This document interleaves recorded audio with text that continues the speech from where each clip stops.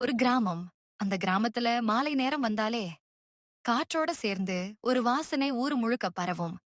அந்த வாசனைக்காக சில பேர் வேலை முடிஞ்சதும் ஓடி வருவாங்க. சில பேர் வீட்டுல சாப்பாடு இருந்தாலும் கூட இங்க வந்து வாங்கிட்டு போவாங்க. அந்த வாசனை முருகன் மீன் வறுவல். ஆனா அந்த நேரத்துல யாருக்கும் தெரியாத இன்னொரு ரகசியமும் அதே ஆத்தங்கரையில ஒளிஞ்சு கிடந்துச்சு.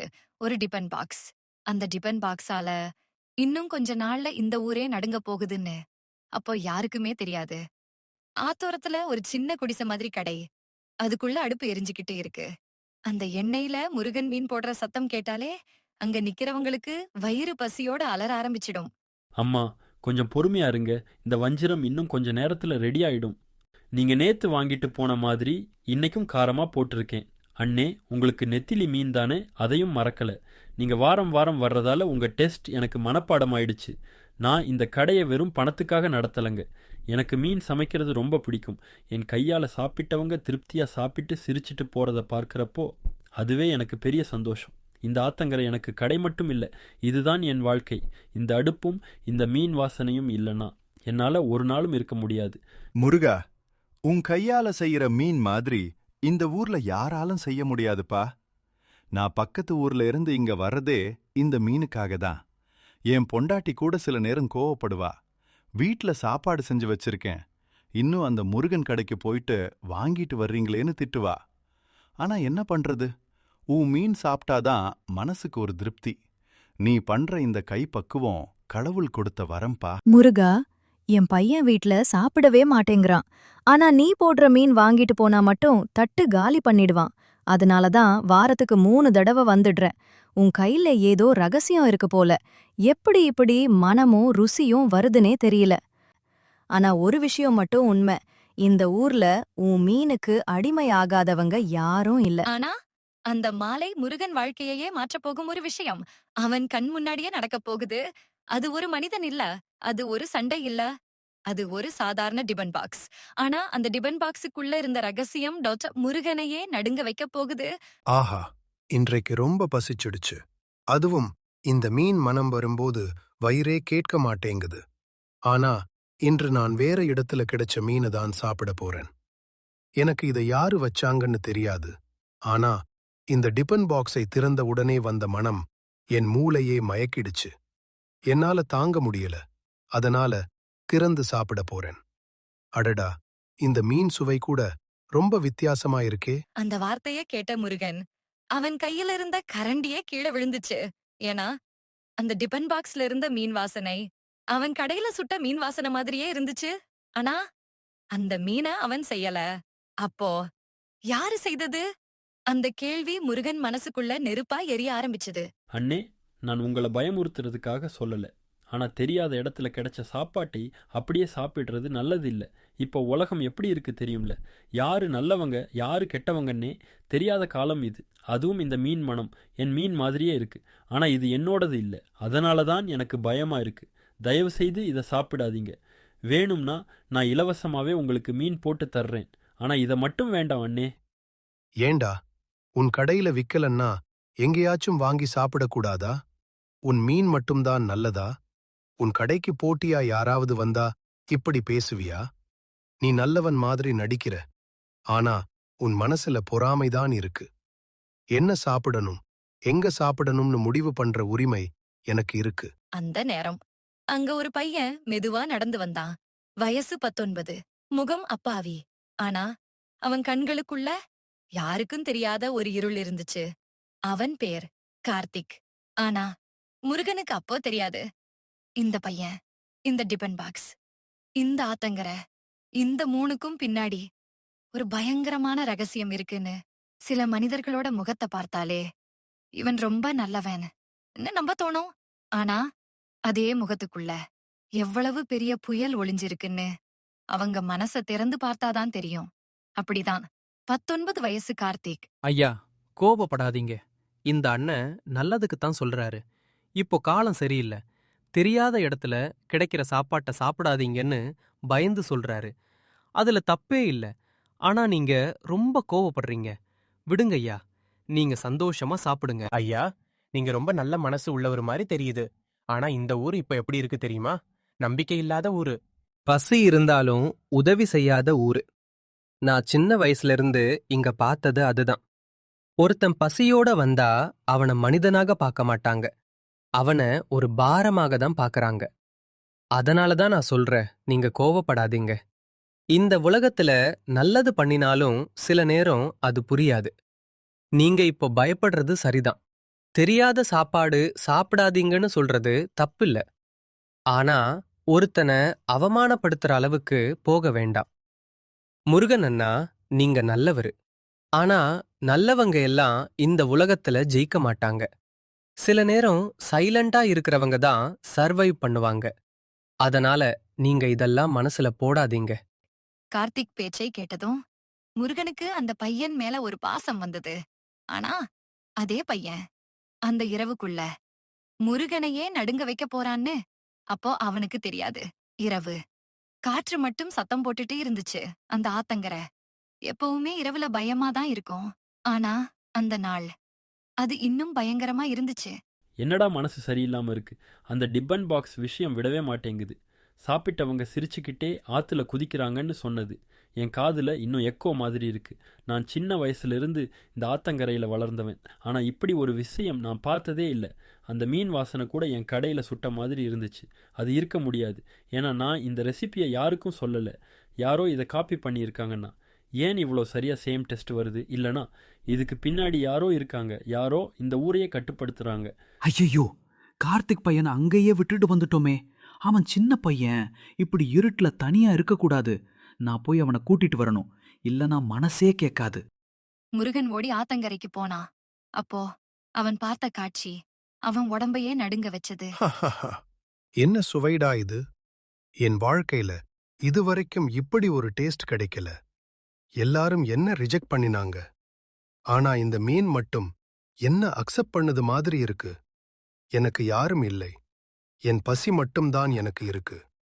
இப்போ இந்த பசி கூட ஒரு ஆசீர்வாதம் மாதிரி தோணுது. நான் போகணும் போல இருக்கு. எங்கோ ஒரு இடத்துக்கு. எல்லாரும் என்ன கூப்பிடுறாங்க. என் அப்பாவோட குரல் கூட கேட்குது. வர்றேன். நான் வர்றேன். அதே மனிதன் டிபன் பாக்ஸ் மீனை சாப்பிட்டுட்டு கண்ணு மயங்கி சிரிச்சுக்கிட்டே ஆத்துக்குள்ள குதிச்சுட்டான். அப்போதான் அந்த சத்தம் வந்தது. ஒரு சிரிப்பு. அது சாதாரண சிரிப்பு இல்ல. முருகன் ஓடினான். நிறுத்துங்க கத்தினான்.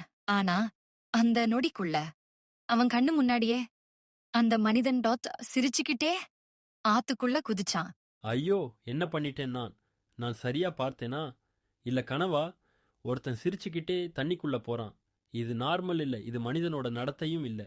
நான் என்னோட கண்ணையே நம்ப முடியல. இந்த ஊர்ல ஏதோ ரொம்ப பெரிய விஷயம் நடக்குது. நான் இதை இப்படியே விடக்கூடாது. நான் கண்டுபிடிக்கணும் இதுக்கு பின்னாடி என்ன இருக்குன்ற. ஒரு மனசு உடைஞ்ச சிரிப்பு. அப்பா ஒரு நிழல் டாட் காடு பக்கம் ஓடிச்சு. முருகனும் பின்னாடியே ஓடினான். இருட்டு டான் காற்று பாண்ட் மர சத்தம் பாண்ட் பயம். அந்த நிழல் ஒரு குடிசைக்குள்ள போச்சு. முருகன் ஜன்னல் வழியா எட்டி பார்த்தான். அவன் உடம்பே உறைஞ்சு போச்சு. அந்த நிழல் பாண்ட் கார்த்திக். இன்னும் கொஞ்சதான். இன்னும் 2 பேர் மட்டும். அப்போ இந்த ஊர் முழுக்க தெரியும் பசி என்னன்னு. அவன் மீன் மசாலாவுல பச்சை நிற பொடியை கலக்கிறத பார்த்ததும் முருகன் அதிர்ச்சியில உறைஞ்சு போனான். கார்த்திக், நீயா இதெல்லாம் பண்ற? இதெல்லாம் எதுக்கு பண்ற? நான் உன்னை நம்பினேன். ஆனா நீ எதுக்கு இப்படி பண்ற? சொல்லிடா. நான் உண்மைய சொல்றேன்னு, என் அப்பா பசியோட இறக்கல, அவமானத்தோட இறந்தார். ஒரு வீடும் உதவல, ஒரு கையும் நீட்டல. அவர் கடைசி வார்த்தை கூட கேட்டது யாரும் இல்ல. எங்க அப்பா பசியோட ஆற்றங்கரை உட்கார்ந்து இருந்திருக்காங்க. அப்போ பசியில மயங்கி அந்த ஆற்றங்கரையில விழுந்துட்டாங்க. அன்று எங்க அப்பா காணாம போனவங்க தான் இன்னும் கிடைக்கல. ஊர்ல உள்ளவங்க எல்லாம் அவர் இறந்துட்டாருன்னு சொல்றாங்க. இதுக்கெல்லாம் யார் காரணம்? இந்த ஊர் மக்கள் தான். அன்னைக்கு ஒரு வாய் எங்க அப்பாவுக்கு சாப்பாடு கொடுத்திருந்தா என் அப்பா அனுபவிச்சது என்னன்னு. யாரும் என்ன புரிஞ்சுக்கல. யாரும் என் அப்பாவுக்கு உதவல. அப்போ நான் ஏன் இப்போ நல்லவனா இருக்கணும்? இந்த ஊர்ல எல்லாரும் சாப்பிடுறாங்க. ஆனா ஒருத்தனுக்கும் மனித தன்மை இல்ல. அதனால தான் நான் இப்படி பண்றேன். இது பழிவாங்குதல் இல்ல. இது நியாயம். டேய் கார்த்திக், நீ என்னடா பேசுற? நியாயமா? இது நியாயமா? ஒருத்தனோட பசியை வச்சு இன்னொருத்தனை கொல்லுறது நியாயமா? உன் அப்பாவுக்கு நடந்தது கொடுமைதான், நான் ஒதுக்கிறேன். ஆனா அதுக்காக அப்பாவி மக்களை தண்டிக்கிறது சரியா? நீ இப்போ ஒரு சாட்சி இல்ல, நீ இப்போ ஒரு கொலைகாரனை மாறிட்ட. உன் வலி உன்னை உருவாக்கல, உன் கோபம்தான் உன்னை அழிக்குது. கார்த்திக், நீ புரிஞ்சுக்கணும், உங்க அப்பா பசியால இறந்தது கொடுமை. ஆனா அதே பசியை காரணமா வைத்து இன்னொருத்தன் உயிரை எடுத்தா நீ உங்க அப்பாவை மதிக்கிறவனா இருக்க மாட்ட, நீ அவன் நினைவை அழிக்கிறவனா ஆகிடுவ. பழி வாங்கிறது நிம்மதி தராது, அது இன்னொரு பசி உருவாக்கும். அது மனசு பசி. அந்த பசி தான் உன்னை சாப்பிடுது. உன் அப்பா உயிரோடு இருந்தா இதுதான் விரும்புவாங்களா கார்த்திக்? உன் அப்பா இறந்துட்டாங்கன்னு உனக்கு உறுதியா தெரியுமா? ஒருவேளை அவங்க இறக்காமல் நாளைக்கே வந்து உன் கண்ணு முன்னாடி நின்றா அவர் உடைந்து விட மாட்டாரா? அவருடைய பிள்ளை ஒரு கொலைகாரன் அப்படின்னு. இந்த உலகத்தில் இருக்கிற எல்லா மனிதர்களும் நல்லவங்களும் இல்ல, கெட்டவங்களும் இல்ல. சூழ்நிலைகள் தான் ஒரு மனிதனை நல்லவனாகவும் கெட்டவனாகவும் மாற்றுவது. உலகத்தில் உள்ள எல்லா மக்களுமே சுயநலவாதிகள் தான். நான் அதுக்காக இந்த மக்கள் பண்ணது எல்லாம் சரின்னு சொல்லல. ஆனா இவங்க தான் அன்றாட வாழ்க்கைக்காக தினமும் கஷ்டப்பட்டு உழைக்கிறவங்க தான் கார்த்திக். ஏன் நீ இப்படி யோசிச்சு பாரு. உங்க அப்பாக்கு கைகள் எல்லாம் நல்லாதானே இருந்துச்சு, அவர் போய் உழைச்சி இருக்கலாமே. உழைச்சு சாப்பிடணும் அப்படிங்கிறதுக்காக தான் கடவுள் நமக்கு 2 கை 2 கால் கொடுத்திருக்கிறாங்க. அதை விட்டுட்டு தான் சாப்பாட்டுக்கு கஷ்டப்படுற மக்கள் கிட்ட போய் சாப்பாடு கேட்டா எப்படி கொடுப்பாங்க? இன்னும் சொல்ல போனா நீ கூட ஒரு சுயநலவாதி தான். இன்னைக்கு உங்க அப்பாவோட சோம்பேறித்தனதால இன்னைக்கு நீ ஒரு சுயநலவாதியாகவும் கொலைகாரனாகவும் நிக்கிற. கார்த்திக்கோட கண்களில நீர் வந்தது. அவன் பேச ஆரம்பிச்சான். அந்த வார்த்தைகள் முருகனையே உறைய வச்சது. என் அப்பா தான் என் உலகம். அவருக்கு நடந்ததை பார்த்ததுக்கு அப்புறம் நான் மனிதர்களை வெறுத்துட்டேன். ஆனா இப்போ புரியுது, நான் பழி வாங்கறதுல என் அப்பாவை மீண்டும் கொன்றுட்டேன். அவருக்கு வேண்டியது நியாயம் இல்ல, அவர் வேண்டியது வாழ்க்கை. நான் அதையும் எடுத்துட்டேன். நான் யாருக்கும் நியாயம் செய்யல, நான் என்னையே அழிச்சிட்டேன். நான் நான் யாரையும் காப்பாத்தல, நான் யாரையும் பழி வாங்கல, நான் என்னையே இழந்துட்டேன். என் அப்பா என்னை பார்த்திருந்தா அவர் என்ன சொல்வார்? என் பையன் நல்லவனா இருக்கணும்னு சொன்னவர் இப்போ என் பையன் இப்படி ஆகிட்டானே. நான் இனிமே யாருக்கும் தீங்கு செய்ய மாட்டேன். என் அப்பாவை திருப்பி கொண்டு வர முடியாது. ஆனா அவர் நினைவை நான் நல்லவனா இருந்து காப்பாத்தணும். கார்த்திக் அந்த டப்பாவை கிணத்துல தூக்கி வீசுறான். காலை காணாம போன 3 பேரும் உயிரோட திரும்பி வந்துடுறாங்க. ஆனா அவங்களுக்கு எதுவுமே ஞாபகம் இல்ல. தூரத்துல ஒரு மனிதன் நடந்து வர்றாரு. கார்த்திக் பார்த்ததும் கதறி ஓடுறான். அப்பா, நீங்க உயிரோட இருக்கீங்களா?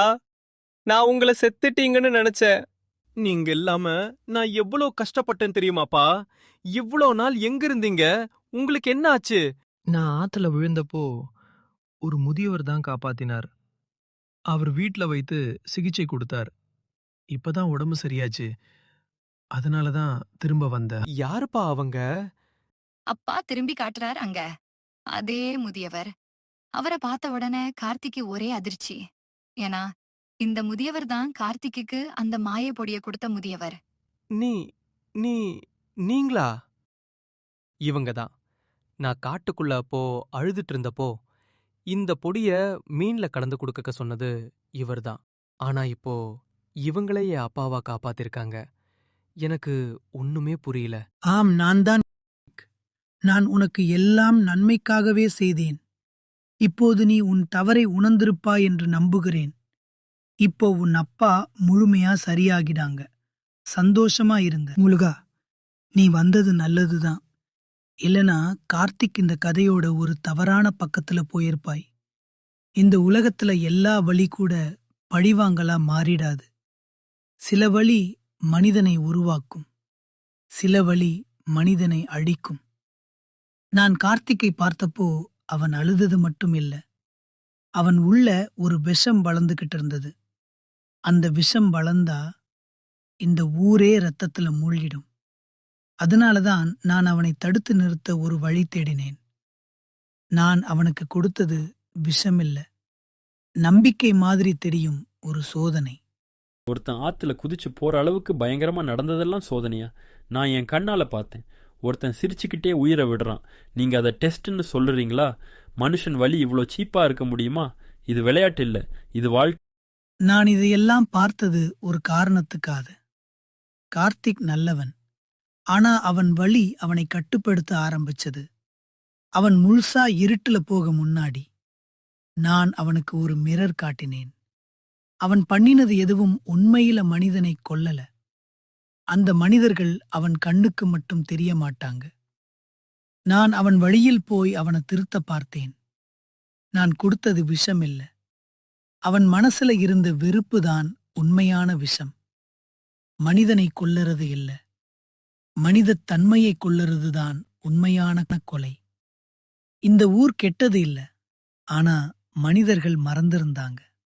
பசி என்றால் என்னன்னு இப்போ அவங்களுக்கு தெரியும். இந்த கதையில வில்லன் யாரு? கார்த்திகா, முதியவரா, இல்ல இந்த ஊரா, இல்ல நான் பார்த்த உலகமா? இப்போ எனக்கு புரியுது. பசி வயித்துல மட்டும் இல்ல, மனசுலவும் இருக்கும். அதை தீர்க்கிறது சாப்பாடு இல்ல, கருணை.